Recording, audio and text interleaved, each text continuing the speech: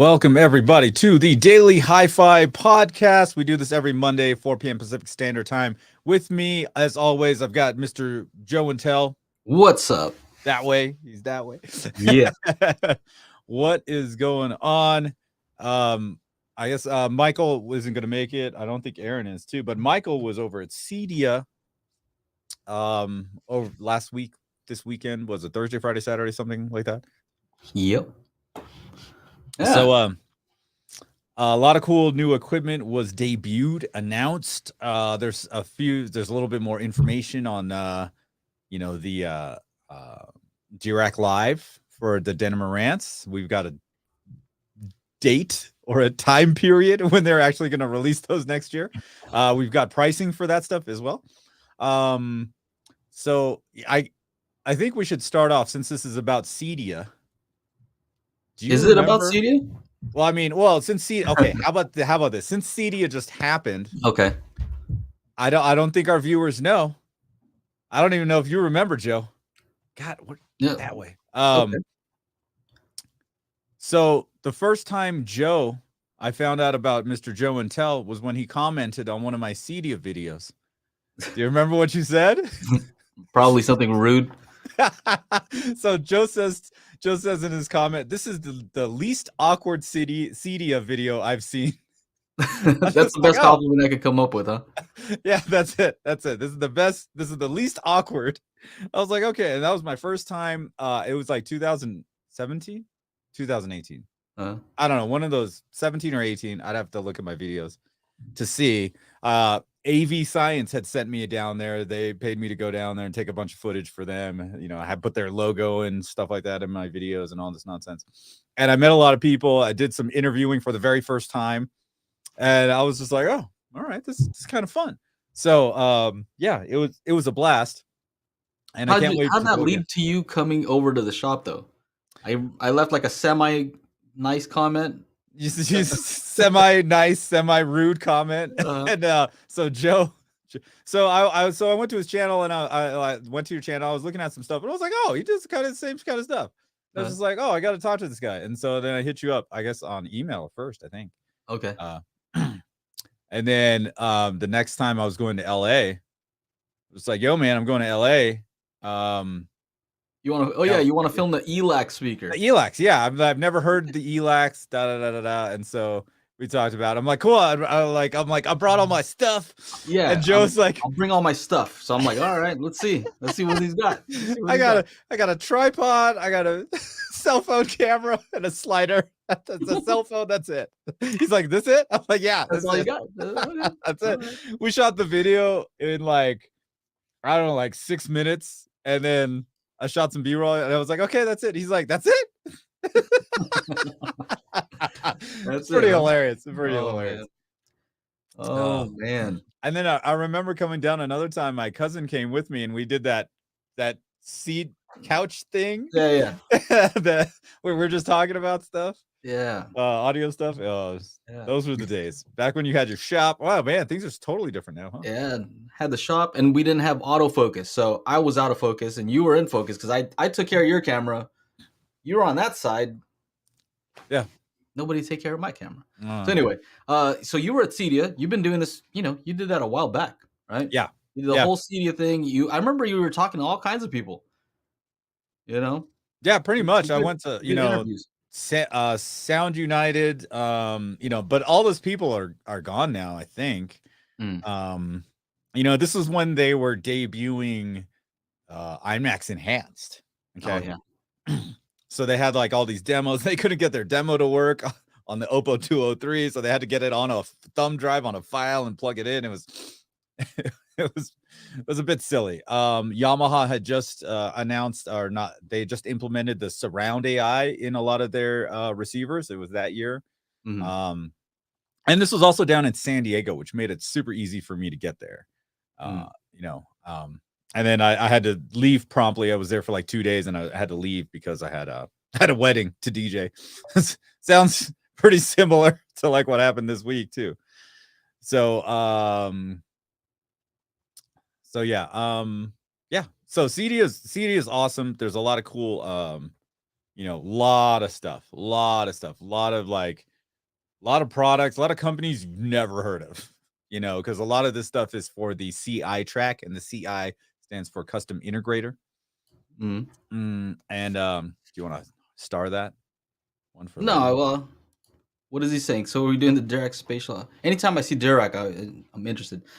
Spatial audio thingy today. Yeah. I don't know. Sure exactly what you know what? So they announced this at CEDIA. So the new, I have a new video out today. If you guys have not seen it, go to my channel, check it out. It's about the Denon X3800H. I was poking around I don't have one. I was poking around the manual, and this is the first time that this level of a receiver, price-wise and in their model lineup, they went from currently taken down. Directed many people to the Denon website, currently taken down for maintenance. Oh, did I break the Denon website with my video? Love it. Basically, that AVR, you could only run one 11-channel configuration, and that is a 7.1.4. Okay, we already knew that. Yes, you need a second, you need a power amplifier to run that. But this year's model, you can do a 516. So if you don't have surround back, or if you don't have too much room for a surround back, you could do 3 pairs of high channels. Cool. You can also do 11 channels of Oro 3D, which is huge. So those 2 features were only in the Denon 6700, which is double the price. So now we've got some good. See, people are like, "What is this a big deal?" Isn't that? It's all about the trickle down. That was some great trickle down. We got features in a $3,000 receiver coming down to $1,700 price point. I think that's great. I think that's great for everybody. Even if it doesn't apply to you, I just think it's a good thing. So you'd say that's a sweet spot. I don't know anything about the 4800H or whatever other ones other than this 3800 that everybody's talking about. I don't know what differentiates them, because I think a lot of times these companies, they try to pass on, trickle down, like you're saying. But sometimes it's almost like they do too much and like makes it hard to recommend the next step up. They cannibalize. I mean, that's good for us, right? That's good for consumers. Right. Like the one model is like cannibalized a little bit. So you're like, nah, what's the purpose of that? Just because of this one feature? Yeah. Are they going to do enough on the other ones to make it worthy of spending more money? Right. That's the clear question. I know from what I read, the 4800 only processes 11 channels. So now it's my thing was the 3800 getting Oro 3D, was it going to be a 9-channel Oro 3D? Right. But now it's like 11 channel. Like, oh, fantastic. Yeah. Like I was just like, oh, that's great. And then now you have the ability to run another set of height channels if you have room for that, if that's your thing. You've been wanting that. That was only available on something, double the price. So I think it's always a good thing. And then, even back when the 3500, so a few iterations ago, that receiver was still only 7-channel processor, right? So it was the 4. So I was always recommending the 4500 and an external amplifier, and you'll get better performance than the 6500 or whatever it was at the time. So hey guys, my 3800 came in on Saturday. You can run Aura 3D and the back surrounds. Oh, that's good. There you go. Awesome. There it is. Yeah. So I'm not sure about the higher end models. They just, how much is this 3800H? $1,700. Man, that's crazy. Still not cheap. Not cheap. But I mean, do they have the dedicated pre-out? This is all it should. The 37 did. So if the 38, I'm assuming, does. I don't have it, like I said. I think I saw something about pre-out mode in the manual. Now the manual was available online. So I tried to find the manual for the 4800, but there's no specific link. So I tried to just change the numbers in the URL to see if it was just there. Juan, but I don't have it. Juan is saying here that he thinks that the 3800 has 2 sets of parallel subs and the X48 has 4 independent subs. They're all supposed to be 4 independent subs. Are they? Yeah. So that's what they said. Yes, Reverend Sim confirms dedicated preamp. And then what do you call it? Six HDMI ports are 2.1 40 gigabit per second bandwidth. Wow. So that part's figured out on the Denon end, I guess. I think Reverend Slim told me he read the manual. You know how he is. Yeah. He reads it from... That guy's a reader. He's a reader. He loves it. He's a reader. He doesn't miss anything either. 4 independent sub out, says Dre Barnes. So yeah. So it would be kind of hard to see why people would go to a 4800 unless they wanted that little uptick in output power. It's not worth it. Well, so independent sub outs, I saw that you could do like directional, like, okay, the left sub is going to go with the left channel stuff. Mm-hmm. I'm not a believer in that, but whatever. Who knows? You can do that. To me, it makes more sense to use that as with multi-QX. Now that you have 4 independent sub outs, most people get a mini DSP 2x4 HD so that they can EQ each sub independently, set the gains, delays all independently, so you have a nice summed response. Now you can just do that. Why get a mini DSP 2x4 HD if your AVR can do it? To me, that's the powerful thing about it. Not the left, setting. That doesn't make any sense to me. What's interesting is what I heard from some other CEDIA videos is that you can use Odyssey multi-Q 32, multi-X 32 or whatever that's called. And that is the calibration, that's the Odyssey calibration, and that'll work with 4 independent subwoofers. And I'm like, wait a second, but this multi-X 32, multi-X 32, whatever it's called, it's been around for years. So it's been able to do it. There was just a hardware limitation then. Well, I guess they were kind of doing that with the 2, right? Remember they had the 2 sub outs, right? Yeah, but those were parallel on that model. Okay. Well, the 2 sub outs on the 4700H, those were independent. What could you set independently? I'm trying to think. Gain. I think gain. Maybe delay. I don't know. But anyway, it was just very basic. It would combine them, and then it would EQ both of them together. That's a simple way to do things, right? Mm-hmm. What I'm talking about is EQing both of them, setting the delays all independent of the other sub, so that you have a cohesive sound at your listening positions. Multiple is what I would recommend. But to me, that's the power of this whole thing. Somebody else is mentioning how you can use it. There's like an option for tactile shakers. So basically you can set a high pass on it. So you can say, hey, for these subs, I want them to cross over at 80 hertz. But this, this bass shaker, I only want it to go from 30 hertz and below. So these are all things you could do with a mini DSP 2x4 HD already. Right. But the fact you don't have to spend another $200 on that, man, I love that. Like I've been telling people, this multi-QX. Well, I guess the $200 you would have spent on a mini DSP 2x4 HD, you can now spend on a multi-QX, right? So you're gonna spend $200 on that.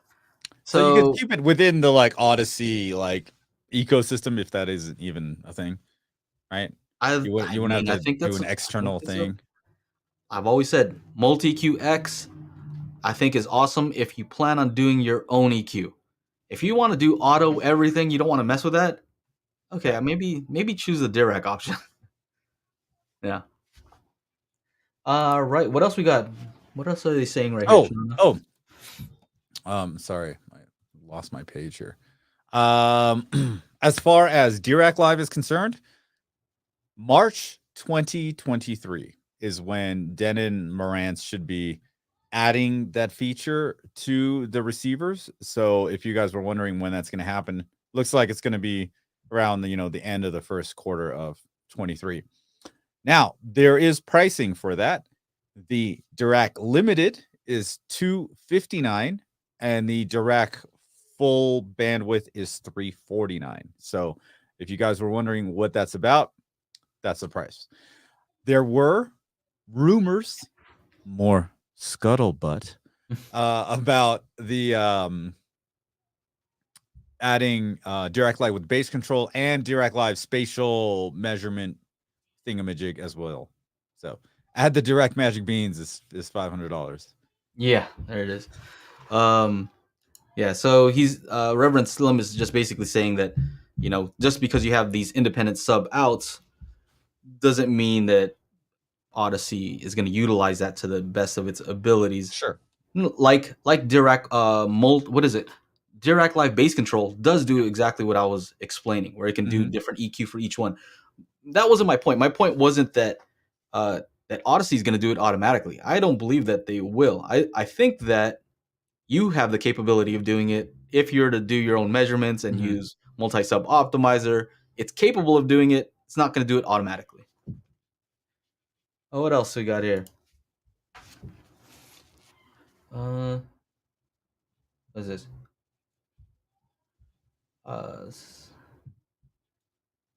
Rasik says has some. Okay, so discussion on Dirac spatial room correction. It seems like these multi-sub scheme is addressed by direct spatial room correction.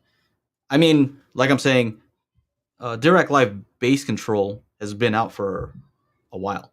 So, yeah, is that included? Is there any talk about Dirac Live Bass Control? Because they want to bring that. So the 349 is for Dirac Live full bandwidth. Okay. The step down from that is Dirac Live Limited or Dirac Limited, and that's 259. Okay. So the 349 is for full bandwidth, and then they said they have an idea that they want to bring in Dirac Live Bass Control, and then they want to bring in so from what I heard and what I gathered at CEDIA, Denon Marantz or Sound United, whatever you want to call them, are wanting to offer more Dirac products to their customers. So what does this mean exactly? That means it'll be on the new 3900H. Yeah. Yeah. It's gonna be on the new 900 series. Yeah. So that's interesting, man. This is all good stuff for enthusiasts. Like you're saying, it's not cheap. It's not cheap. None of this is cheap, but to me, that's a number that's attainable. That's pretty reasonable. It's doable. Save up. I think it's doable. Yeah. Save up a little bit. Get this. You're gonna have to. You don't have to use power amps, right? But you can save up, get some power amps, and now you have a nice system. Dude, I got that little $80 desktop amplifier, 4 channels for my high channels, 50 watts. Woo, totally fine. Totally fine. Of course, if you have a huge room, that's not going to be fine. But there are definitely ways around it.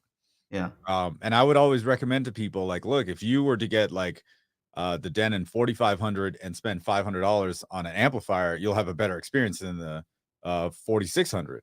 So, or sorry, the 6400 or 6500, whatever the numbers are. So like there's all sorts of different ways to go about it. But definitely, we had Onkyo, Pioneer, Integra come in with these receivers that had all their AccuEQ, Macaque, and then they had a Dirac Live option. Now we have Denon Marantz coming in and say, hey, look, we have a Dirac Live option. Like I said, with more and more companies do this, now it's going to be a better experience for all of us, and you get to pick whichever one you prefer. I like the menus in the Denon Marantz. The RCam is in the living room. It's kicking ass. But I don't get the kind of like visual feedback I want when I hit the info button. So this now it's but now we're like, oh well, my Marantz, has got Joe's Odyssey Magic Beans.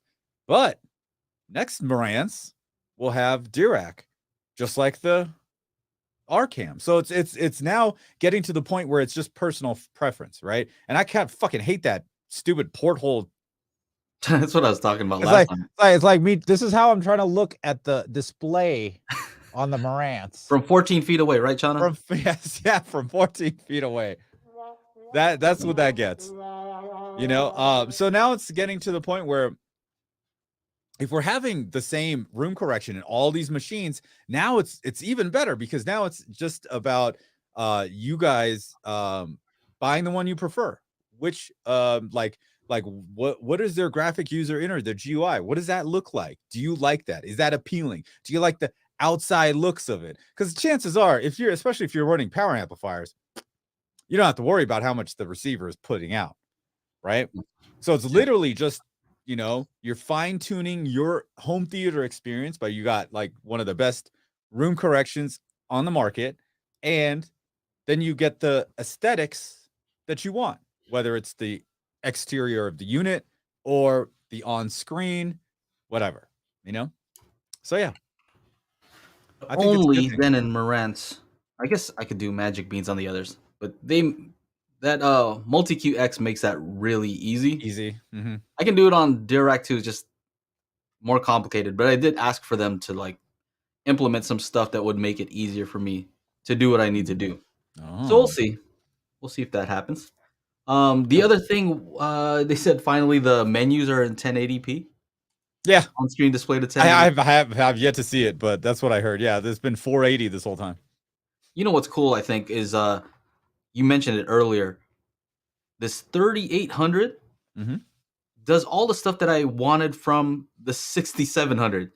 Like I went from 4700 to 6700, right? Thanks to you, Chana.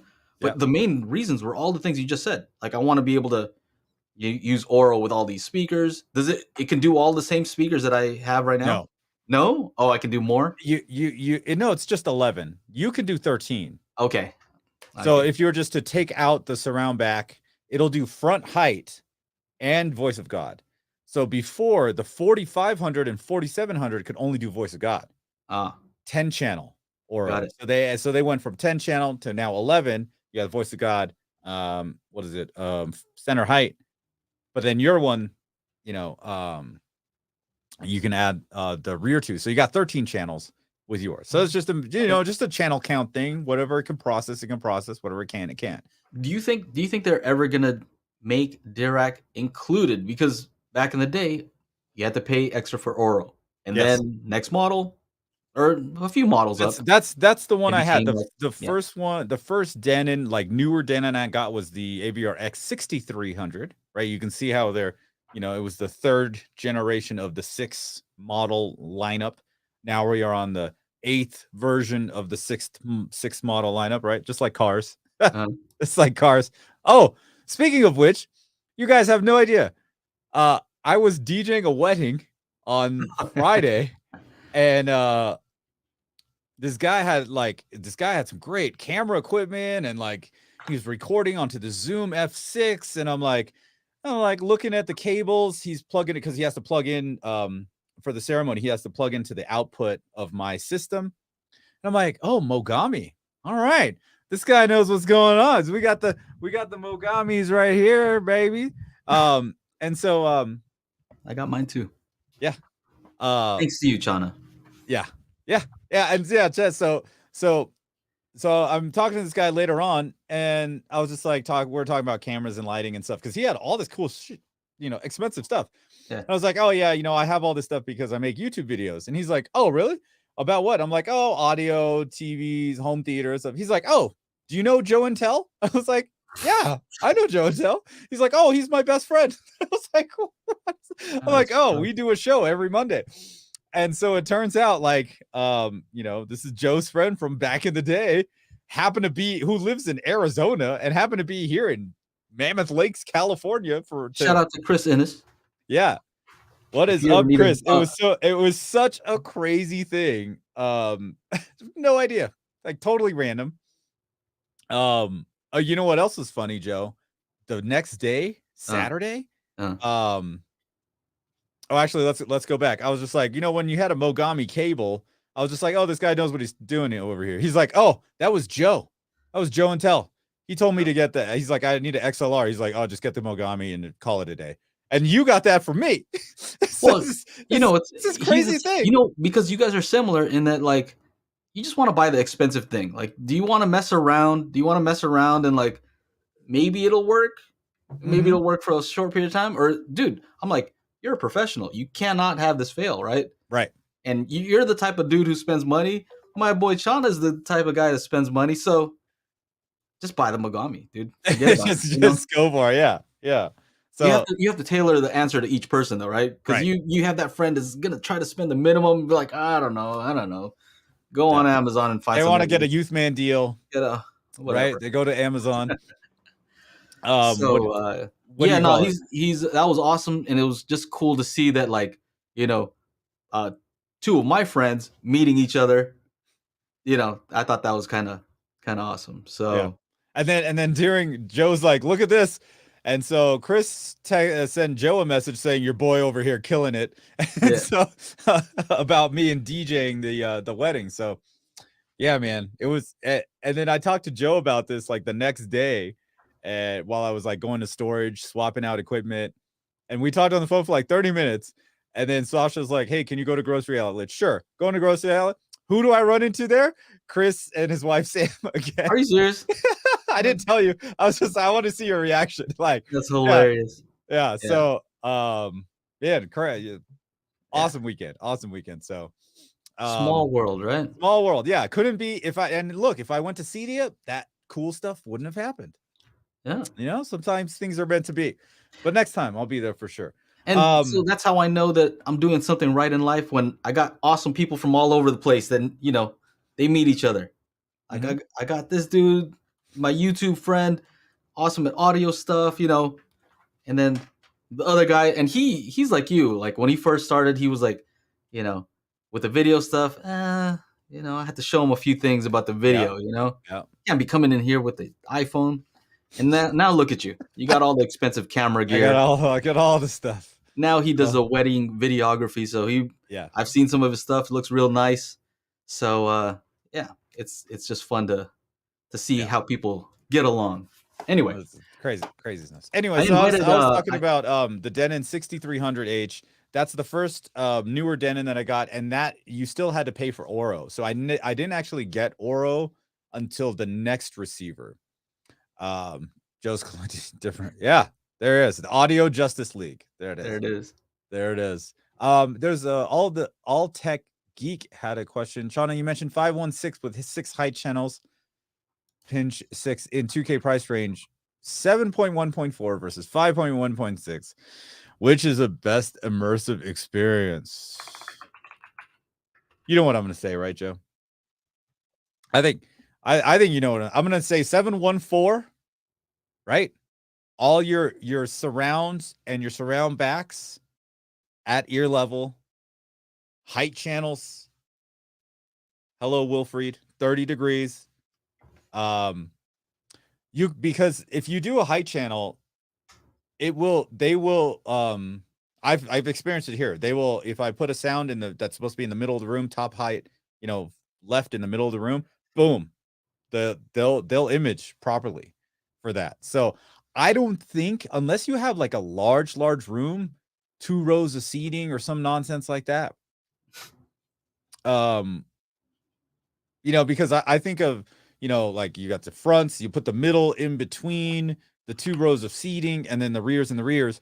I don't know if it's a huge deal to go with 516. It depending on how large your room is.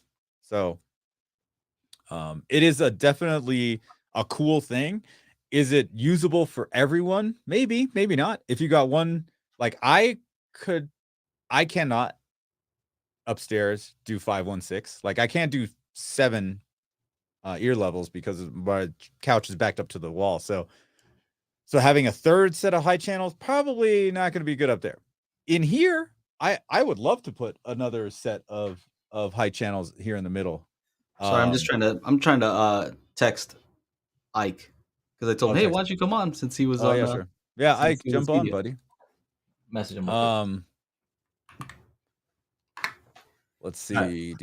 I mean, like Slim's saying something here too. Like 7.1.4 per the mixed room standards. X.X.6 has issues with Atmos titles that are locked. 7.1.2 bets. So it's a tough one. I would go with 714. I would go with 714 if you have the room. If you have a larger room, again, 2 rows of seating, and you want to do, you know, front and then middle height in between the 2 rows of seating, and then the rears in the back there, you know, that's on you. But yeah, it's definitely a welcome addition, right? You got the trickle downs happening. I love seeing that. I think that's like one of the best things we can see in audio. Getting more for your money. I have a question. I know on a previous video that you made your rant video about the placement of the speakers. A lot of people were like kind of upset with you, right? You don't know what you're talking about, and this and that. I'm like, all right, well. Oh, that one guy was like, "Oh, and Chana's naive findings." I was like, I mean, this is just what I find out, bro. Like, so here's a question for you. Yeah. Can you easily move your height speakers? Like, would that be an easy thing for you to do? Like here in this room, in this particular room. I mean, I can't. They're on a rack over here. So this is a. I mean, I can move it. There's a pole right there. There's just they're not mounted. They're just on a stick. Oh, I guess my whole point was, is it like, oh, you're stuck on this because you can't move it, or is just like, no, it sounds good here. Like if it sounded better somewhere else, would you just move it? I just shot. So this shirt, I wasn't planning on wearing this shirt for this podcast. This shirt, I shot a new interactive Atmos video going over this whole thing. Okay. And I've made like 30 slides to show you, because people clearly can't see what's in my brain. Right? They can't see what it is I'm talking about. And I have slides where I overlaid things, and you can totally tell, like, okay, well, if I'm placing the sound here, how on earth is it going to work when the speaker is over here? When, like you won't hear the sound where I'm placing it. You'll hear it somewhere else. And that brings into more questions. Like, is it matrixing correctly? Is it far off the wall or the boundary of the speaker? Like, and like the diagrams I have are fantastic. You will see exactly what I'm talking about, because you're kind of just getting rid of a whole bunch of space. No, Gator. I don't want to. I want to save it for the video. I'm gonna work on it tonight while I'm at work. The interactive part. What do you call it? So that everything works perfectly, because like, I have to test it in here too, like tomorrow morning once I'm done with it. But basically, I think a lot of what we need to know is that we just don't know. We don't know where these sounds are supposed to be placed properly. Dolby said, "Oh, it matrixes, so it'll sound. You'll hear the sounds on your system." Okay, so, I think we're just figuring out, like you're saying. Yeah, exactly. We're just experimenting. There's no need to get upset at anything. Yeah, you know what I mean. I know. I think they're just.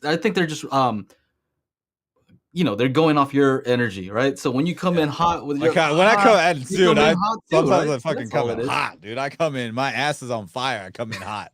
Like, it's crazy sometimes. And I get it. Like, but from my perspective, it's like, I know Michael's always like the the devil's advocate. He's like, can't we just here's Ike. What up? What's up, Ike? What's up, people? Easy home, easy HT Tech. What's going on, buddy? Yeah, doing good. Do I sound good? Because I was good to do a mic check. Okay, sounds good. Yeah, no, you're good. You're using the same mics we are, so I know, man. Yeah, I'm using a Sennheiser right now, but anyway, I want to ask you about some CEDIA stuff, but real quick, Chana, why don't you finish your thought? Oh, so basically, it's like this, and when Dolby's kind of told us, hey, this is this new thing, and this isn't, and we've been doing it since like 2014 now, 2016, when I started Atmos. And I thought it was the coolest thing. I 512. Then when I moved to 514, oh man, this is amazing. Then I built this 714 in here, and I'm like, wait a minute, something's wrong with my setup upstairs. And then it's like, we don't know these things until we experience these things. So if like what Michael was saying, I just go and I smile. Yeah. I enjoy my system that I have. Yeah. I'm like, and that was me before I set up a larger system. And I was like, God damn, what did I go and do? Now I barely want to watch anything up there. I want to watch everything down here. So the question then becomes, why are you so upset though? I think that's why I think there's a disconnect. As like, why is he so upset? What's he so pissed about? So Sasha uses this phrase, and it's totally applicable here, because Dolby has went ahead and sold all of us naked dreams, right? And this shit is not coming true, right? Like it's just not. This is not the way. And now when I'm making Atmos, now I see an even bigger disconnect with how I'm making it and how you guys are experiencing. It's two totally different things. And I'll be going over this in my video. Hopefully I'll get it out this week. I don't know. A lot of shit going on. And I know a lot of you guys are like, hey, this, my video today, you guys are like, oh, like Tristan was like, dude, I haven't seen a video from you in a while. You guys are getting kind of worried. I don't know if you're getting worried. I don't know. But I'm saying, like, you guys, there's a lot of comments being like, dude, I haven't seen a video from you in a while. So it's because I've been DJing every weekend, and then we went to Vid Summit, and it's still trying to get all that stuff. So I guess to summarize, basically, it sounds like once you started making this Atmos stuff, because you do take a long time. Like one night, how long did we spend? Like we pulled an all-nighter just messing around with stuff, right? Yeah. And so when it doesn't sound like we intended it, it's almost like a slap in the face, right? Because somebody might listen to it on a system, and Atmos, Dolby's telling them like, hey, it'll work, it'll just, but it doesn't. And so you're just saying it doesn't work. That's all you're saying. And like I took about an hour in one song just to make this cool effect where like it was an arpeggio, and arpeggio is like, you take a chord, 3-note chord, 5-note chord, and you play each note of the chords. That's what an arpeggio is. So I had each note coming out of one speaker going clockwise around the room, and then I had the voice going counterclockwise around I spent all this time doing this, and then like I'm like, oh my god, nobody's gonna hear it like this. So it's like here. I was reading this to Joe earlier. This is from one of my patrons, J. Anthony Wires. He says the music demos sound good. It's just I know when you pan around the vocal track around the room, it should go slower at the same speed across the rear soundstage, but it seems to speed up and then slow back down because of the way Atmos matrixes in his setup, because he's got 5 ear level with a single surround back. So like even that sounds different. So even though I took the time and I got the voice to go around the room at the same speed, he's experiencing it in a different way. So why am I taking all this fucking time to make something sound really cool? And when, like 30 to 40% of you will hear it that way, and the rest they're just not, because of these naked dreams Dolby's been selling us. So like that's kind of like that's where all the like, and to go back to like what Mike was saying, he's like, what did he say? He's enjoy what you have. Dude, if I went and spent $100,000 on a Rolex with a bunch of diamonds in it, and I wore it 3 times and these fucking diamonds fell out, I'd be fucking pissed. You know what I'm saying? Like that's what I'm saying. Like I paid good money for this. I put all this time. Like it was not easy upstairs to go wire up 5 ceiling speakers or 5 speakers on my ceiling. Yeah. I got a ceiling that starts at 8 foot. That's fine, but in the middle it goes to like 12, so I had to get the super tall ladder to get up there. It wasn't easy. It took a bunch of time. So it's just about setting expectations, right? So we're not trying to offend anybody who has it set up a certain way. We're just trying to say, hey, we've tried it this way, and it seems like you should probably have at least 4 speakers up there if you want to get this, effect to be better. Yeah. Yeah, and if you don't, then go ahead.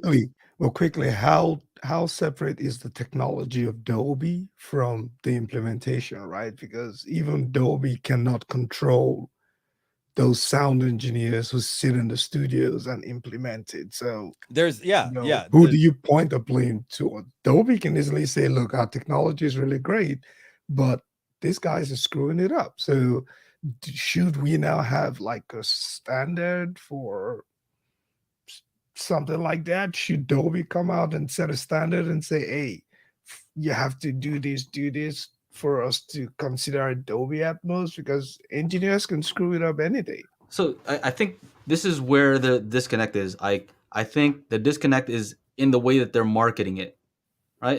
And marketing's marketing, right? They have to market, and they say stuff that's like, maybe a little bit untrue or something.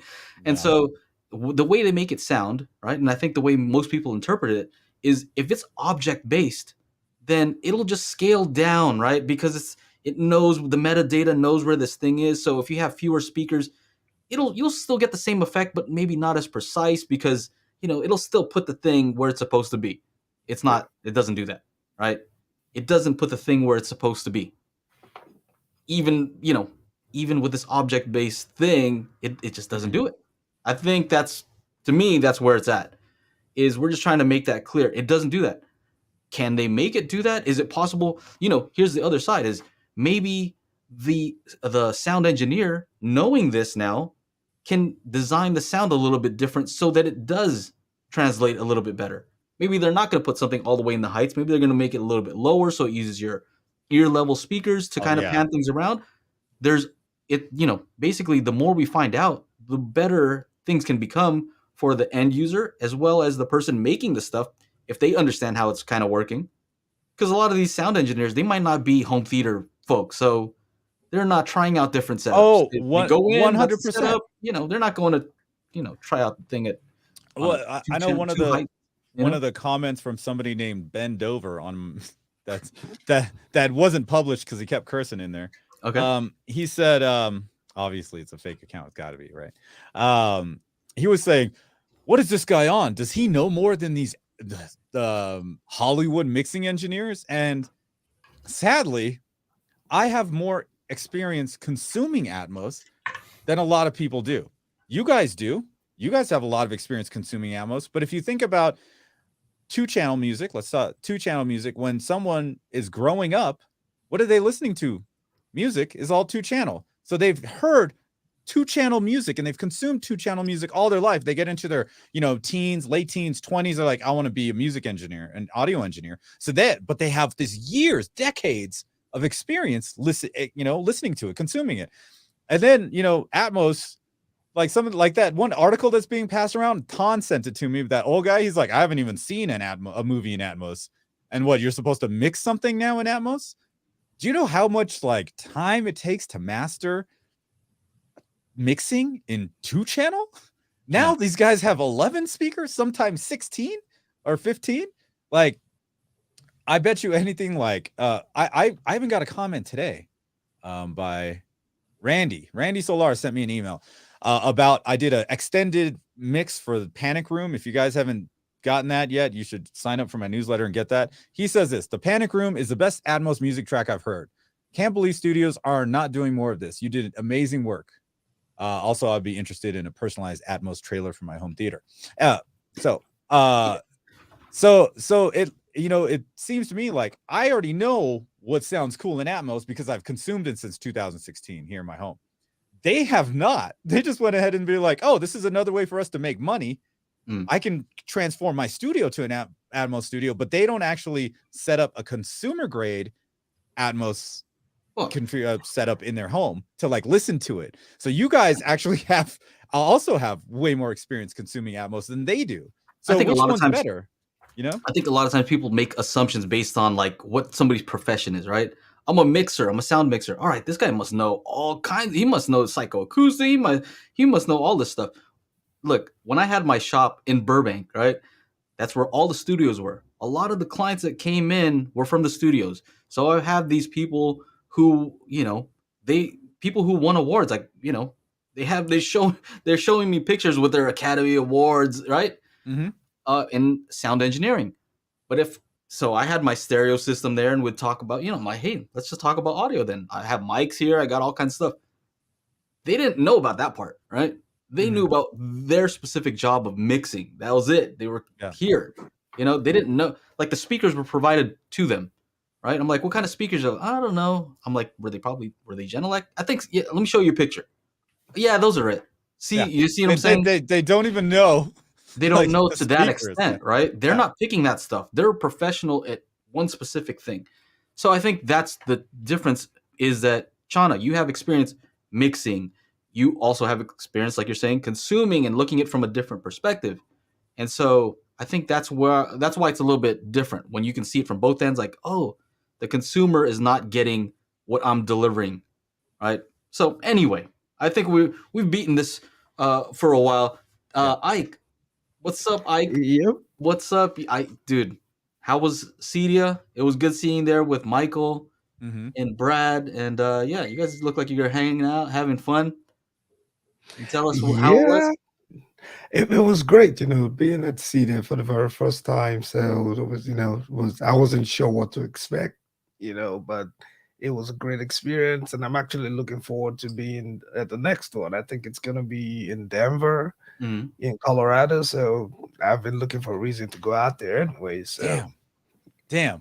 Because I hear the next Vid Summit is gonna be in Dallas next year. I'm like, oh, I'm like, if I would just stay for 2 weeks, if they were both in the same city. Now it's just like, oh crap. Yeah, I think it used to be like they do it twice back to back. They do it twice. They do it twice in this. Yeah. So when I was going, it was 2 in San Diego, then it was 2 in Denver, and then 2 in Dallas, and then they're going back to Denver. Is that what's happening? Yeah, but I'm not sure if Dallas got the second one, but that might be. Well, I think there was a COVID one. Yeah, there was a COVID one. Yeah, so they probably just decided to keep on with the rotation or whatever plan they had. So Ike, after seeing all these crazy systems, right? You come back to your home theater, which you have a pretty nice setup. Was there anything you're like, oh man, I want to change that up? Yeah, you're going some of the stuff here. How was the Macintosh room? Dude, I came back, walked into my home theater, and I looked at it and I said, I still love you. Hey, that's good. Awesome. That's a good thing. Yeah. I had to remind myself that I needed to just fall back in love with my home theater. That's awesome, man. That rabbit hole, it's way deeper than you can ever imagine. We went to the Absolute AV room and saw that, Christie eclipse. It's like $450,000 for a projector. And they turned out the lights with that projector on, and I couldn't see my hand in front of my face. Wow. The black level on that thing is close to OLED black.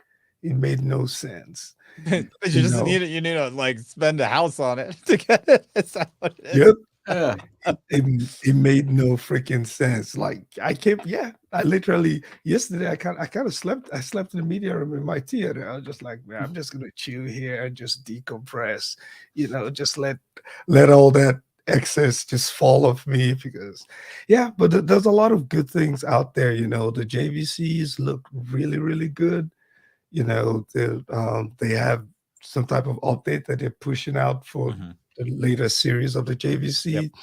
They are also touting 4K 120 for JVC for gamers with low latency, because like that's the biggest thing with the projector, right? Input lag. Yeah, I think Brad did ask about the VRR and the ALM, but I think they basically said no. The answer wasn't clear enough, but it was like saying no without saying no. It doesn't have it. But I think with the 4K 120, that's kind of what they were touting for that particular presentation. Sure. And there were a bunch of there's a lot of great tech out there, man. Okay, so I want to know about some of the audio experiences that you had. Like, were there any things where you're like, I've never heard anything like this before? Because they had some pretty crazy setups, right? Anything there where you're just like, this, I've never heard anything like this? Or is it mostly like, that sounds really good? But no, the Steinway and Lindorf setup that they had, I think it was Absolute AV that actually had that one. That stuff is out of this world. It was so clean. And obviously, when you go to a place like this, you don't expect to have like the best calibration and things like that. But with the setup that they had, and I think even the room, they had to ship the room in from Italy or France or one of these two places and built that thing. And it was like $1 million room, but the Steinway and Lindorf, that speaker was so clean. So is that what Don is talking about all the time with his the Lindorf calibration? Is that what you're talking about, or are there specific speakers? No, this is specific speakers. I think it's a combination of Steinway and Lindorf. They came together to make this. Steinway, like the people that make the pianos? Yeah. Steinway, they make those classic old school great grand pianos. So I think they work with Lindorf to set up this particular set of speaker brands. I can't remember the model, Okay. but I have that in one of my notes. But yeah, it is. So what happened in that amazed you? You said it was clear, but like anything in particular, like, man, I've never heard anything like that before. Bro, it's the clarity and the separation that just came with the speakers. You know, you're sitting in this large room, and as much as you're staring at that Christie, right? You know, when you walk into a room and there's a Christie eclipse, ideally all your attention will go to that projection image, right? But then the sound comes with it, and it's like you're torn. You're like, man, what they're is equal. going on? They're Yeah, matching. it's like, yeah, you're not sure which one you enjoyed. You know, there was another room that we went into, right? It's like I didn't care about the audio because I was just carried away with the projector clarity, you know, so that was the difference for me. Yeah. Did you have any of that stuff where you felt like, you know, obviously they had a ton of speakers all around you, right? Did you have any sensation where you felt like the sound was like coming close to you, or, you know, something like that? Because that's an argument we always have with Don. Like, I'm like, I don't know that it can make it necessarily come close to you. You can make it sound very precise where the speakers are, but it's really hard to make something sound like it's really like right here next to you. Yeah, I'm not sure I felt that way, but you know, we were in work mode, so a lot of our attention. It was only on the last day of CEDIA that we really just took time to like walk around and stuff, back and relax. But you know, for most of the rooms and the booths that we went into, we tried to get as much as we could, but our attention was, you know, making sure that we capture those shots and, you know, try to retain as much information, because you just had this flow of influx of information. They're telling you this, tons of that. Yeah. So you're trying to remember stuff without even having to write anything down. You know, so a lot of the information we're providing feedback is just firsthand memory, right? We had to like soak it in. Nobody really had time to start writing anything down. So I would probably have to go back to a lot of the videos that we recorded to kind of just get up to date with whatever information was provided. But yeah, I don't think I felt that type of sensation. Okay. You know, so now with subwoofers, yeah. Okay. All right. So you were impressed with the image on the Christie Eclipse projectors and the sound of these speakers. Any other ones that just like stood out to you? Like, wow, like this, I have to say something about this. This is amazing. There's this particular room that we went into. It's not a brand that I'm very familiar with, so I think Michael has a video of it that he's working on. I might need to check, but I think it was one of the first rooms that we went into. They had a really, really solid setup, but I think what impressed me most was a lot of the LED technologies that are out there, the micro LEDs. Things are really, you know, there's the 220 inch one that we saw for Sony Crystal LED or whatever they call it.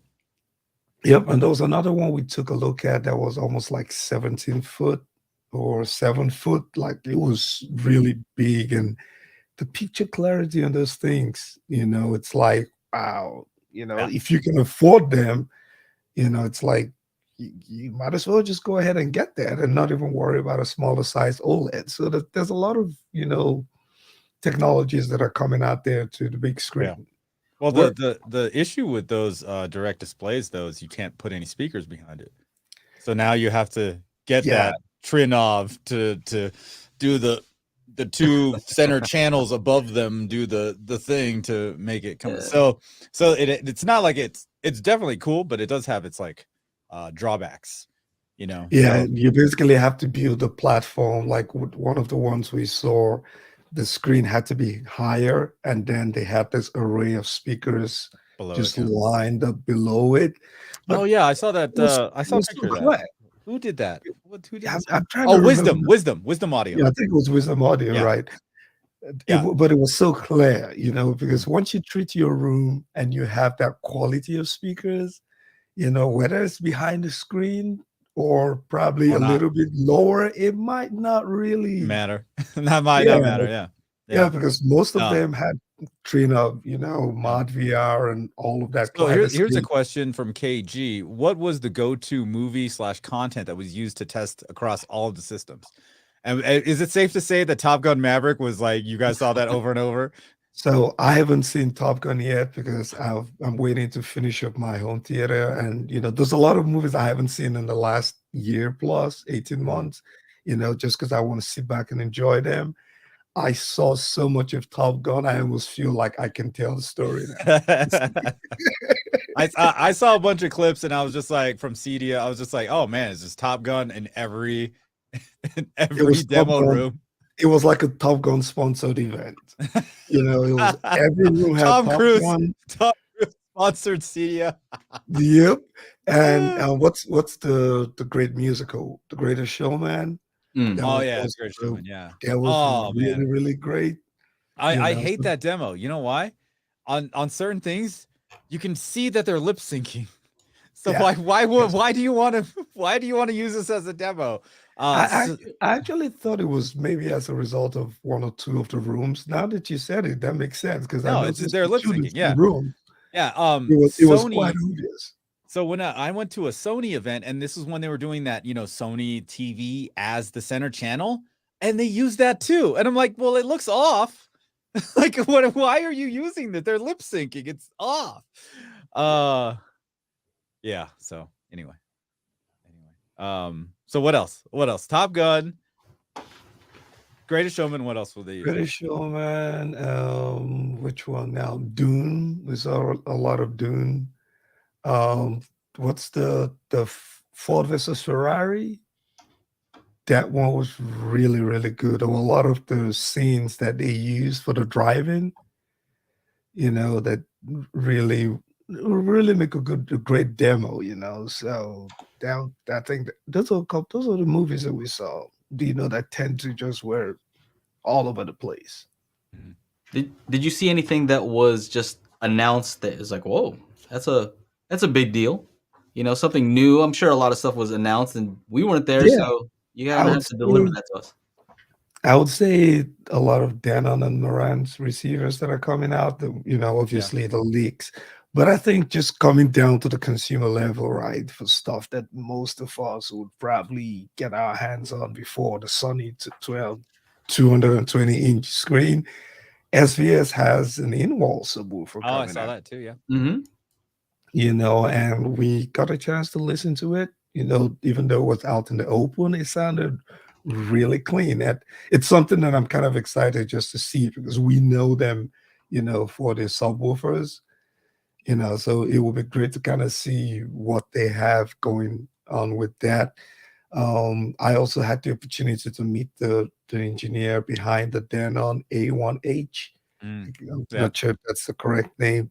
I think that's I think very honest human guy. You would have walked past him if you saw him 10 times, but really cool guy. So yeah, there's a lot of tech, out there, but I would really just have to go back to a lot of the videos that we were taking. I think in total. That's the thing. Like, when I was doing CEDIA, and the last one I was at was Denver, and like, I just had booth shoot. Like, I barely had time to like walk around. Like I got to see booths before, since I was pressed, I got to get in like 30 minutes before they actually opened the doors. So I like was running around, like seeing some stuff.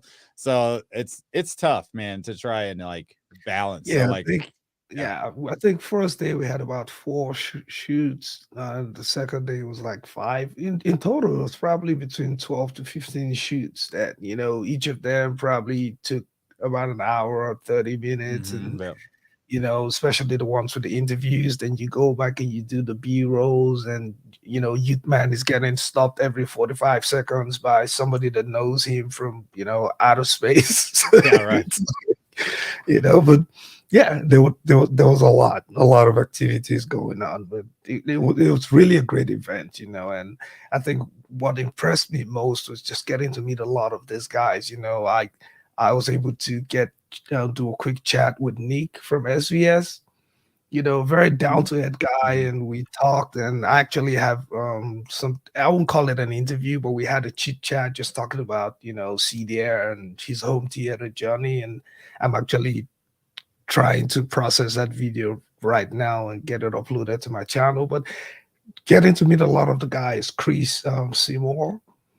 I also had a chat with Simon from OSD. Oh, Simon. I can't wait to meet that guy in person, man. Yeah, I actually interviewed him. I think we spoke for about 20 to 30 minutes, really down to earth. So that was what impressed me most, was being able to meet all these guys and just see how, just how open and down to earth, and how you can easily just have a conversation with a lot of them. So I think that to me, that was the highlight of it. Yeah. It's kind of hard to find your channel. I don't know if you've you need to get your channel name, Ike, because it's hard to find you. Yeah, that's because it's a brand new channel. Easy HD Tech. We need to blow up your channel so you could get that channel name, make it easy to find you. I found it. Dude, I just found it. What are you doing wrong, Joe?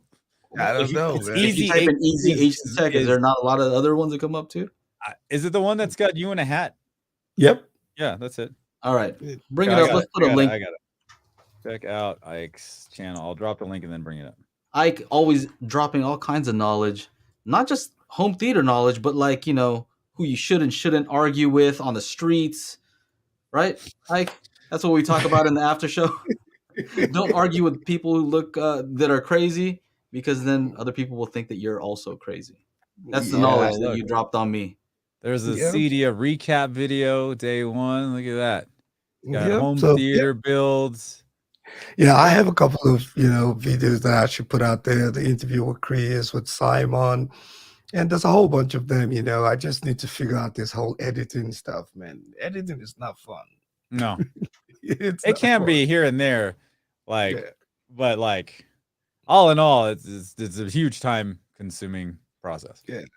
Yeah, it can be. So I need to just come up with a workflow that would allow it to to work out well. And the irony of it was, when I got home this morning, I sent you guys a text message, right? I had a childhood friend of mine hit me up from back home. He's like, "Hey, dude, you went to CEDIA?" And I was like, "You were at CEDIA?" He's like, "No, I saw you. I follow a couple of guys on YouTube, and I saw your picture on there." I was like, "Who?" And he's like, "Oh, Youth Man and Techno Dad." And I was like, I called him quickly, man.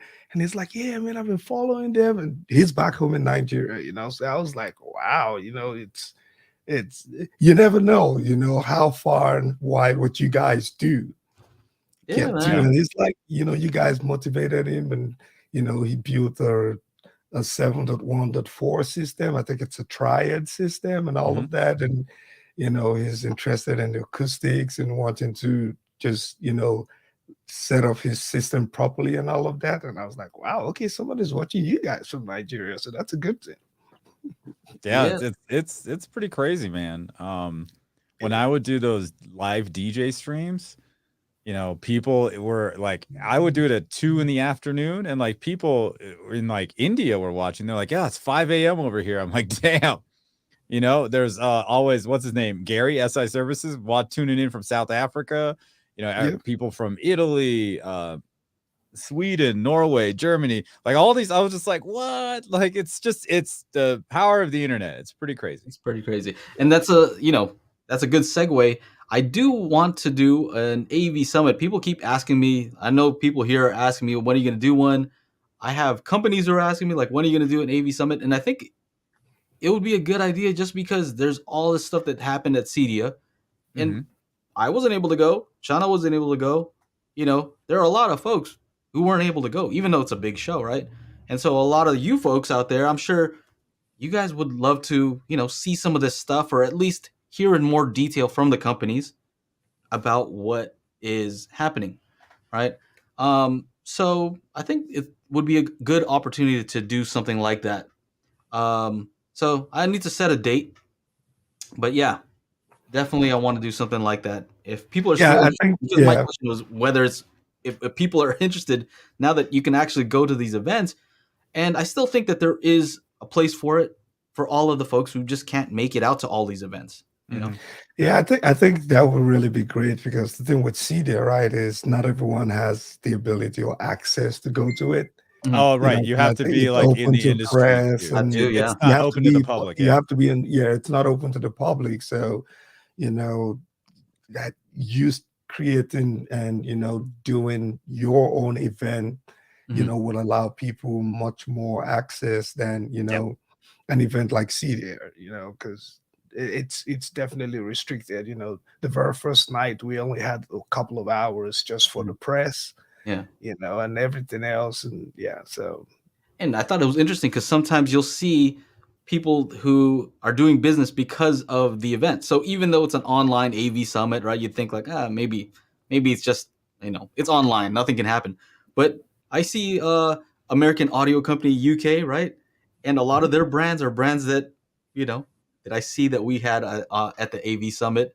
And I know that we've kind of connected them up. And so it's cool to see that, you're making stuff happen, So anyway, we have a lot of questions too. We have a lot of start questions. There's some start stuff here. Let's here, Joe, I took your advice, moving height channels, front height and rear height, and watch gravity, and it's a completely new experience. 30-degree separation between bed layer and height. That's awesome, man. Let's see what's going on. Google and their open source spatial audio format project might be a good competition to force Dolby to work on Atmos better. Yeah, so, have you heard about that? Yes. Yeah. So I heard the guys at AV Rant, I think, who was the guy? Rob H was talking about it. And, he was saying that he thinks that it's a just kind of a way for them to bargain with Dolby, right? Right. So Dolby's, Google's saying, hey, I want to use your stuff, but Dolby's like, yeah, we license it out. And Google's probably saying, yeah, well, we're Google. We're gonna give you a lot of money. We're bigger than you, Dolby. Yeah, can we work on this pricing, right? That's how business works, right? If you're big, you try to flex. Right. And so that's his point of view. I don't know that it's necessarily that, right? Because I've been in the tech, before, like audio, I guess you could say. Well, I was, I ran an IT business, so I was hardcore into like how Google works. What are they always trying to do? And I don't think that that's necessarily, it could be the play. It could be one of the plays, but their thing has always been access, right? Right. So if they can make YouTube have an immersive audio experience, well, that just means more videos, more ads. So they're an ad company. Mm-hmm. They want the most people using their services. Their product is you, right? Their product is your eyeball. Your attention. Yeah. Right. So they're not worried about, playing in these spaces so much. Like, I don't know that they care about, selling phones as much as they care about you using a phone with Google stuff to advertise. You know what I mean? Yeah. It's all comes down to the advertising part. I saw this too. Stadia was officially closed. It was a failure. So the Stadia thing makes me immediately doubt anything new Google wants to start up in an established market. Yeah. And, the thing is that Apple has to also agree. Apple's also a powerful player, right? When they say, hey, this is what goes, a lot of times that's what goes, right? Yeah. So you see there's a tight partnership between Dolby and Apple. You turn on that Apple TV 4K, it's constantly trying to say, use Dolby Vision. Why aren't you using Dolby Vision? Like, dude, I'm going to turn it off because I don't like what it's doing right now. But you see that, right? Their phones, Dolby, you can record in Dolby this. Everything's Dolby. So you can see there's a tight partnership there, right? Mm-hmm. But then the same thing happened with their video. So with the video codecs, Apple didn't want to use the video technology that YouTube used. And so YouTube typically goes for the open source one, right? The free one. And that's what they're saying about this new format is it's going to be free. Anybody can use it. It's a standard. That's usually the route that Google goes, right? Like, Android is based on, you don't understand what I'm saying. You guys don't even know. Joe does, because I've been talking to him about this every day. It took about a month for me to get software from Dolby. You have to like go through an approval process, like all this nonsense, just so I can get a thing so that when I export my file encode it in a way that everyone can play it. There's all these hoops you got to jump through. They do not make it easy. So if someone were to, like Google were to make it easy, oh man, we might have a better thing than Atmos in like 5 years. They don't want Joe and Tails to get access to their software. Oh, dude, it's gonna be Google Spatial Magic Beans or something. Google Spatial Beans. But anyway, I thought it's an interesting thing because on the video side, I think it was like HEVC. Oh like, the codec. Yeah. And that requires, like, I think that's a license type of deal. You have to pay for this thing. Whereas the AV1 codec, right, it can do a lot of it does the same, similar stuff. But, there's a compatibility issue a lot of times. It's the reason why if I use an Android phone and I try to cast a video, or I don't know if it's still like this, if I try to cast a video from my Google Photos, it'll play the audio from my phone, but the video on the screen. And it's this whole codec thing. And so it's going to be tough. I think their battle is just going to be mainly with Apple, with with regard to what the standard is. Because YouTube has a platform, obviously, right? I think Google or YouTube might be the second most used search engine. So that's a big platform. They have a lot of pull because of that. Isn't YouTube like VP9 or something like that, or are they the VP9? That's with HLG. So like HLG? That VP9 HLG. So if I wanted to make something that's HDR, I would use my camera here, 4K, and I would set it to the HLG. What do you call it? However it records. Recording mode, and then you have to edit in HLG, and then you have to output it in HLG, and then upload it, and then watch it. I would have to watch it on one of my LG TVs internally into the internal TV apps, and then I'll see HLG VP9. So that's what I've seen before, and usually like anything from the Villa Man is in HDR. So that's how I test HLG on an LG TV. I just go to Villa Man's video, pop it on, and then boom, I get the alert. But yeah, I would not want to even begin to try to like break down that workflow and do that. Just seems like a hell of a lot more work. Well, what if Google does this, right? And they provide like a nice set of tools that works with. Of course, Apple's probably not going to let it work easily with Logic, right? They're going to be like, nah, that's not going to work, But I think that might be something interesting because Google typically tries to make everything as compatible as possible. It's usually Apple that's like, nah, let's not make that compatible, right? That's usually what I see, right? Google wants everybody to use their stuff.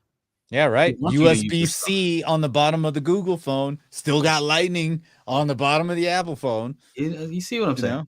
Yeah. I'm not even hating. I'm using a MacBook Pro right now. I've got all kinds of Apple products. Dude, here. I got a PC. I got a Apple over there. It's you got to use what works. All right, let me try to bang out a whole bunch of these things.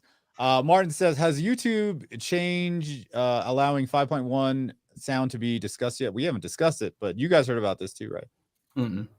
So YouTube is rolling out a 5.1 audio. So isn't that just related to what we were just talking about though?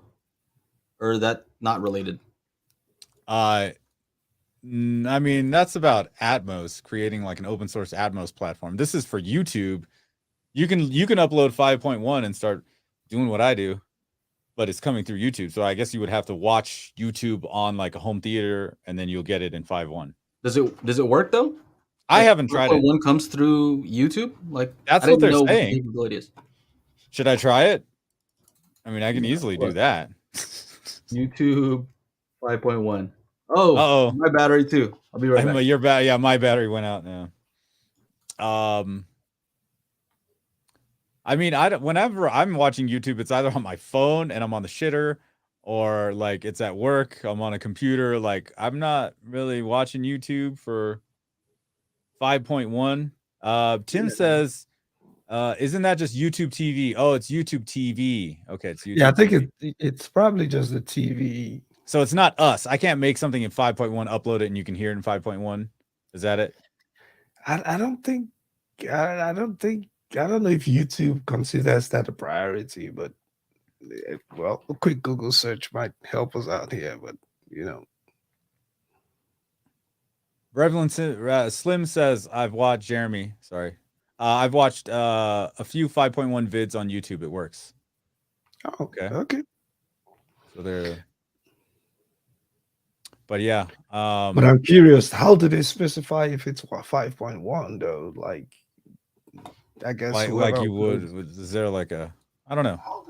Whoever uploads it, I guess, has to state that it's 5.1. No, usually like just with 4K resolution, you just upload it and it sees it's in 4K, you know, so it just automatically sees it. So I don't know what would that be. So it'll be interesting to see. All right, let's go. JMB Gator. I was just talking about this with Joe the other day. Well, no, like not the other. Yeah, like 2 days ago. How are you liking your RCam compared to your Denon, particularly with playing music? I had one of the best music listening sessions I've had in a long time. And it was the RCam AVR 11 with the Focal bookshelf speakers and this new Miller & Kreisel X12 Plus Dominus subwoofer. Fuck. This, I really, like, the 2 hours was not enough time. Like, I really, really wanted to listen more, but I had so many other things to do. But, like, damn. Dirac Live. And like the subwoofer and the speakers, just they just blend so well together. I didn't have to do anything crazy like Magic Beans it or anything like that. The shit just works, man. And like, well, I'm like, holy crap, this just works. I ran Dirac Live, you know, a few weeks back on this RCam with this subwoofer, and the subwoofer is huge. It's like a mini fridge. Like I'm still trying to figure out how I can shoot it and edit it. So when I'm taking off the subwoofer grill, it's like I'm opening a fridge and you see like a fridge light come to. I've been trying to see that this is where editing is fun. It's like if you make something fun, it's not fun. I've been staring at a 10-minute video for the last 6 hours. No, it's not fun. dude. You know, maybe we should do a Zoom, Ike, because if you watch me, dude, I'm in there. I'm like boom, boom, boom, boom, boom, boom, boom. I'm like, I think I'll definitely need a coaching session. So I'll definitely reach out and set up some time with you. Yeah, you know, I did. Brad, Home Theater Gamer. Shout out to Brad. You know, he kind of walked me through some of his workflows. You know, so they stopped by the house, and Youthman was able to record a video tour of my home theater. Oh, your home? Yeah. We're gonna see that. So they kind of walked me through some of the workflows and all of that. I took some notes, but it's one of those things where, you know, they said it, but I'm trying to do it, and I'm like, that looks different from what they should. Yeah, it's a little rough, man. Like once you have a system, and I got a system of organization, I know where everything is, and I think that's just half the battle. Like I know where my favorite you know, overlays for text. I know where my favorite transitions are. I know where all that stuff is. I know where my music is, my sound effects. They're all, once you have all that lined up, it's just like boop, boop, boop, boop. And then, but then it's also like you gotta see it. I see it in my head. When I'm shooting it, I'm like, oh, I want a shot like this. And then like I'm at the market and I'm reciting the video in my head. Like what shots are gonna go with what I'm saying. And then I'll have a shot list of like all the shots I really want to take or I need to take for some. It's a process. Once that's all. We'll talk about that offline. Yeah. So what else? Oh, by the way, I want to make sure that we're clear because I told this to you, Chana. I'm like, yeah, you know, you're like, oh, I ran Dirac and it sounded awesome with this this new sub, right? And you're like, yeah, it's shake. I'm like, wait till I calibrate. Like if obviously you have to send the thing back, but if I were able to calibrate that, I think it might be next level because I think the sub performance of the actual sub itself may sound equal to your rels after I've calibrated them, but it's because the sub itself is Dominus rated. It's probably ridiculous. 100%. These things. If I didn't have any problems with my rels, but after having this subwoofer in here, I'm like, oh shit, I gotta get this thing out of here. Otherwise, I'm gonna spend money on a subwoofer. Because this thing, like when he said that, I was just like, oh yeah, no, this thing will break shit in my house. Yeah. Even though it's like a dual 12 push pull thing. So yeah, I don't even know how much it costs. So So I have to look up that information. All the Geek says all receivers says supports IMAX Enhanced, but we have no way to test it if it's really available. It's just an illusion. Not true. There are a handful of movies, and I wish they would make more. But Jumanji, The Next Level, is in IMAX Enhanced.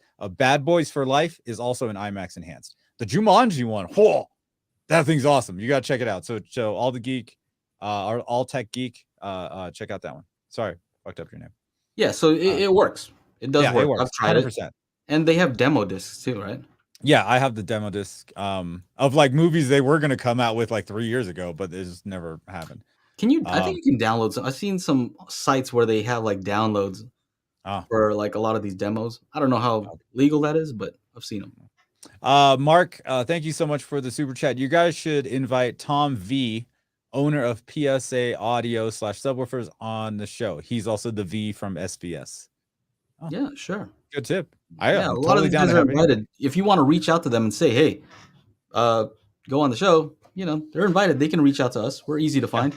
Yep. Not hard. Let's see. Oh, this is from earlier before. Dolby is particularly to blame because even their docs seem to contradict each other. Some stuff being shown at CEDIA maybe making immersive layouts more clear, but Dolby should have done better. I 100% agree. Mehdi says, sorry if this is off topic, just joined in market for a new receiver to run KEF 512 in-wall ceiling system. Deciding between Onkyo RZ50, Marantz Cinema 50, Denon X4800. What do you recommend? Oh, this is a lot of different things. I don't know what's up with the Marantz Cinema 50. I don't even know what Cinema 50 is. So that's the Marantz Cinema. Okay, so the Cinema 50 is one of their cheaper. So here's the thing. The Denon ones go higher in number, higher in price. Marantz, lower in number, higher in price. So the Cinema 60 is the cheapest one. Then there's the Cinema 450, which goes higher in price. Cinema 40, higher in price. Cinema 10 or AV10, the most expensive. So, would you sleep with a witch without a condom? What? Yeah, what does that even mean? What does that even mean, buddy? Anyway, I don't know. I'm liking the Denon stuff right now. Yeah. The one that you mentioned earlier. The X 3800 is a pretty good one. Depends on how much. The Marantz Cinema 50 is the same as the new 3800. Okay, so it's the 3800 is probably my go-to, depending on your room. If you need 13 channels, then go with something like the Denon. Oh, you know what? The 60. He's saying the 4800 there. So, the next so maybe just. Oh wait, he only has 512. My bad. Okay, so. Yeah. I think you're fine with either of those. You'll get Dirac with the RZ50. If you need gaming features, the RZ50 has 3 HDMI 2.1 ports. All the new Denon and Marantz, all their ports are HDMI 2.1. So, whether you want, and then you can upgrade to Dirac on the Marantz and Denon next year sometime. So, honestly, it's probably a toss-up. If you can find someone that has an Onkyo near you, maybe, I don't know. Probably tough. Or just look on YouTube to see like what the user interface is like, see if you like that. Again, we're getting to the point where it's just about personal preference. Do you like that little porthole? It's funny.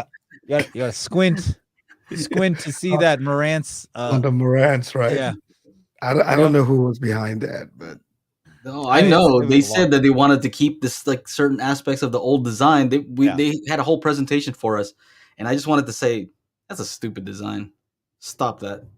If you want to copy something from the old Marantz, make it all metal. Like that's what made it awesome. Offer some silver options. Yeah, right.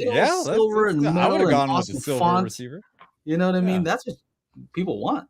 Make it look like that. But the little portal, I don't know about that. Yeah. So it's kind of funny. This kind of reminds me of the time when I talked to the Odyssey guys, and I was like, dude, I think that people will buy the AVR that has Dirac because I think people like Dirac, and they're like, I don't know if that's true. I'm like, well, we'll see. I mean, you guys know I've been yelling about this shit for a long time. Like a lot of these manufacturers just need to get rid of that old shit. Just put Dirac in. Stop fucking about. Dirac everything, huh? Yeah, exactly. Because then it's about personal preference. Do you like the look of the R cam sitting there in your room with this grayish, silverish kind of thing? You know, do you like the porthole? You know, do you like Denon? Do you like Onkyo? Again, it's about like the user experience going through the menus. You know what? Yamaha, I hate using the Yamaha on screen, but the Yamaha app on my tablet, poof, so awesome, right? If that had Dirac in there, maybe I might like Yamaha a little bit more. So, yep, you know, one of those things. And so what I told Dirac, and I think I said this last time though, is the target curve matters, right? So as well as it does all these other things, the target curve, you know, before they used to have a different target curve, right? It was a downward slope and it was just pretty tame on the bass. Now they have that new thing where you can adjust the bass, right? You've seen that, Chana? You can adjust the bass and treble based on like how it sounds in your room. So I think the default curve, this is the conversation I had with them, the default curve matters. You know what I'm saying? Chana saying something about something nice about Yamaha. Yeah. So that's what I would like. I'd love to consult with them about that default curve. I think that's basically it, because most consumers, they don't know what the target curve should be. Even if you have the ability to change that, they don't know what it is. Yeah. Right? They don't know what to do. What, you know, if I ask you right now, what's your target curve right now? I don't know. Yeah. How should I know? So hopefully I can work with them. Hopefully they're listening. Anything else? Anything else? William says, Chana, have you done 516 setup before? No, I haven't. I have 714 setup. I was wondering if the top middles would be worth the trade-off of losing your surround back. Depending on your room, I would probably say no. No. Yeah. I wouldn't trade 7 surround bed layers for 5. Yeah. Just to hear 2 birds fly over you that might not be in the right position. No. That's exactly it. Oh, look at that. Oh, my rants are rubbing off on people. Love it. Eric said, Chana, with the rails, don't forget you need to get 4 of them, right? Yeah. Scruffing says DJ from Brightside Home Theater would be a good guest too. All right, thank you for the tip. And I think there's a whole lot of stuff going on here. Anything else you want to talk about, Ike, before we go? Yeah, I don't want, if we invited you on here, I want to make sure you say all the stuff you want to say, plug all the stuff you want to plug. This is your platform. I know, right? Hey, feel free to like and subscribe to my channel. I would have a couple of videos coming out from CEDIA. The video quality might not be as good as Chana or Youthman's, but you know, I'm still in the learning process. So there's a learning curve for that, but the content will be there and it will keep coming out. Now, with regards to CEDIA, you know, there was a lot of big push. It was like Mad VR and Glide Escape. You know, what do you guys think about it? Because it looks like, you know, Glide Escape is one of those things that, you know, you can have questions about, but when you see it in play, when you see the interface, how clean it comes across and things like that, if you can afford it, there's a chance that one would probably have a second thought. I mean, I don't know if you guys experienced I haven't seen it firsthand. Oh, Kaleidoscape, yeah. They have it at Best Buy. Yeah, but not Mad VR. So here's what I want to know. Mad VR is also wow. If I could afford one of both, I'll go for Mad VR, obviously, because you know, I think with Kaleidoscape, there's still no Dolby Vision with that, and also, it's all about the movies, right, and the TV shows. You know, I think with Mad VR, there's much more that you can do with the Envy, you know, versus the Kaleidoscape. I think the value in you actually being there, Ike, was just you can explain just how you know, the experience, right? Because there's only so much, like, these guys are going to say that their thing can do this and this, right? Yeah. But you actually seeing it, being there, I think that's really the power of you being at the place. So what other experience were you like, dude, like, what could you explain to us? Like an experience like, man, I wonder if this works. You know, do these cables actually make a difference? You know, I saw an audio. Like, oh, Yeah, I did or I didn't. Like, what? Some I experience? mean, now I can tell you that for a lot of the booths that we went into and all the setup and everything that they try to talk about, going into the Absolute AV booth where they talked about the Christie and all the setup, the audio, they talk about the room. I don't think anybody ever made any reference to cables. So you would Good. think that if cables were really, really part of that, of that That whole complete thing. That's home going to be theater more. setup, that Yeah. somebody would have alluded to it, but Yeah. So somebody was saying nobody that referenced cable. Audio Quest was there, right? Yeah, Audio Quest is there. I know SVS has an HDMI 2.1 that they just released also, but we didn't really. I walked past Audio Quest. I did capture some videos, but did not get a chance to speak to anyone on there. But I can just say every booth we went to, they talked about the Mad VR they used. They talked about the Macintosh. They talked about the rooms. They talked about the Kaleidoscape. They talked about the projector, the screen. It's definitely a but very nobody talked about product-based. cable. Yeah, there's a very product-based thing, like going to these shows. Like, so they're all probably going to talk about a lot of the same things. Yeah. But nobody talked about cable. That's kind of I cool. would feel worried going to the Audio Quest one. Honestly, it's a funny thing to say, but I feel like they know exactly what they have to do, to sell their product, right? That's their job, right? It's almost like I feel like it would be equivalent to those people like that are palm readers, like you see, if you were to go in there. I went into one of those one time just because I wanted to actually, get their building. I didn't care about the palm reading at all. But I went in there and this lady started saying all kinds of weird stuff. And it got me like thinking like, man, what the heck? Got me feeling weird. I feel like I'd have the same feeling going into this to an Audio Quest demo, like they're gonna play me somehow. Yeah, I mean, if it really did matter, somebody would I have mean, probably said, you know what, this whole thing was brought to you also by this, this chocolatey flavored, They would mention it. Yeah. HDMI 2.1 well, a lot of the times, like, so I'm going to CES, and every room in CES, Audio Quest just gives all those like clips and everybody Sound United. They just give them all the cables and the power strips and shit to use during the show, right? They just, here, use it, give it back, but use it. Some of these cables are like monstrous, bigger than the damn porthole, So I think people might be confused though, because my friend, you guys were talking about the Mogami cable. Somebody might say, how's that different? You're saying cables don't matter, but then you guys are all about this Mogami cable. How does that work? Well, that one's not like super expensive, and it actually works. What did you say, Joe, when you put it into your microphone? You're like, oh my god, it's like super quiet. Well, it's just an easy thing. Other cheap mics, cheap cables will pick up audio interference. Yeah. This one doesn't, and that's it. There's nothing else to it. It's not super expensive. It's like $50 for like a 1 meter or something. So not super expensive, like what they're like putting at these shows. But it looks like Cheap Audio Man got brainwashed by Audio Quest at CEDIA. Is that what happened? I have no idea. I saw like a whole. I'm a moderator on Budget Audiophile, and people are making a big deal out of that. Oh yeah. I don't know.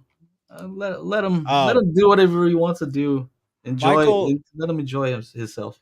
Michael's almost, he's like less than 100 subscribers away from hitting 100,000. So you guys go on over there and subscribe to Youthman if you haven't already. Look, it's like 99.99. It's like I'm buying a new car. He's trying super hard. Like the closer he gets, like the bigger his smile gets, like on each yeah, thing. dude. I know, right? Look at him. Look at him. He wants to look, huge unboxing, huge. Get me to 100K. Look at it. It gets brighter. It keeps getting brighter, and the text gets bigger. But seriously, though, watching Michael work behind the scene, it is a different ball game. That guy puts in so much energy. I was looking at him. I was like, am I even sure I really want to do this if I have to work that hard? Like, his dedication is on a different level. Like, it's like, Michael, we already captured the A roll and the B roll. Now you want the C and the D. Is like, yeah. Then it's like, Ike, come on, I'm going to show you this. When you want to capture it, you got to put the camera at this angle so that you can get that bokeh. That I was like, oh boy, but just watching him work behind the scene was really That's impressive. Good, I'm glad you got to see that kind of stuff. That's cool. And that's something a lot of us don't get the chance to see, is how much work goes into this 10, 12-minute videos sometimes, but he's really down to it. You should have seen the amount of work it took back and forth. Joe and I went when I was changing my background setup, like just my shooting setup, not this one, but when I was like standing there shooting the camera this way, and he's just like, oh, I'll try it like this. I'm like, shit, I gotta go film something, send him the file. It's like, oh no, try this. There's a ton of details that you guys will never see. It's an issue. It could be an issue if you're too much of like a perfectionist. You start like focusing on these things that like even the viewer doesn't even care. At a certain point, they don't even care. They're like, dude, just make the video. Can you just make a video on time? I'd rather be on time than to be, so perfect. Right. Joe got me on this thing about catch lights, and it's the light that's reflecting in your eyes, and you want to have as little as that as possible. And I was just like, good God, who cares? Who cares? And I was just like, every YouTube video I watch after that, I'm like, from all the big creators like MKBHD and Casey Neistat and all that. So I was just like, oh damn, there's only one catch light. Yeah, you don't they're all doing the same. You look like an alien, you know. Yeah. So like, there's all kinds of details you guys wouldn't even know. Anyway, I guess we'll talk about that. Man, we didn't get to do a phone call. A call in again. Yeah. So, oh shit, it's 38. Okay. Hey, I gotta go because I gotta take a nap. One last thing. All Tech Geek. Chana when's the next Atmos demo mix. I am working on an Atmos video, interactive Atmos video, so that'll be the next thing. Joe and I have been working on a new song remix in a little bit of a different way. And so yeah, I'll send it out to everybody on the email list first. And don't forget to go to patreon.com/daily HiFi for the after show. Become a patron, get access to the after show. Ike's usually there most days, showing what's going on with his theater build. Along with others, Croson, Ton. I didn't even know you were in the chat here until I said something nice about Yamaha. I thought Paul would be doing cartwheels or something as well. But anyway, if you guys like to listen to the show, we have the audio version only at anchor.fm/daily HiFi. And yeah, on behalf of myself and Joe and our special guest today, Ike, Mr. Easy HT Tech. Yeah. You guys have a great one. We'll see you next week.